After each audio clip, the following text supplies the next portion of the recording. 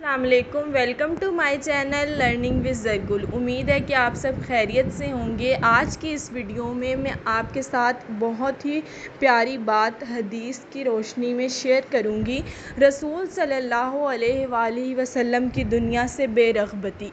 سیدنا عبداللہ بن مسعود رضی اللہ تعالیٰ عنہ بیان کرتے ہیں کہ رسول صلی اللہ علیہ وآلہ وسلم ایک چٹائی پر سوئے ہوئے تھے۔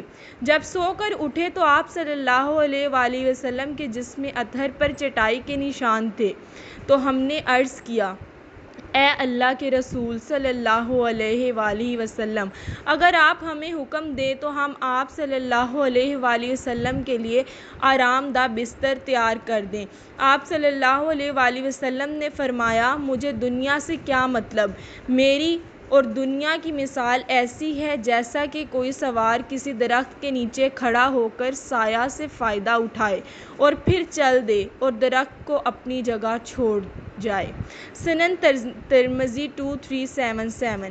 تو یہ سننے کے بعد ہمیں پتہ چلتا ہے کہ ہمارے پیارے نبی صلی اللہ علیہ وآلہ وسلم کے لیے دنیا کی کیا اہمیت تھی۔ ان کے لیے دنیا کی کوئی بھی ذرا سی بھی رغبت نہیں رکھتے تھے وہ دنیا کی۔ اور آج اگر ہم اپنی مثال لے لیں تو ہم صرف دنیا کے ہی ہو کر رہ گئے ہیں۔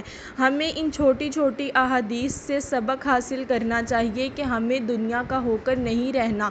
بے شک دنیا کے کام اپنی جگہ ہیں، لیکن ہمیں دین کو ساتھ لے کر ضرور چلنا ہے اور اس دنیا میں ہمیں رغبت اختیار نہیں کرنی۔ ہمیں بھی کوشش کرنی ہے کہ زیادہ سے زیادہ ہم اس آخرت کے بارے میں سوچیں اور اس کی تیاری کریں اور اس کا خیال رکھیں۔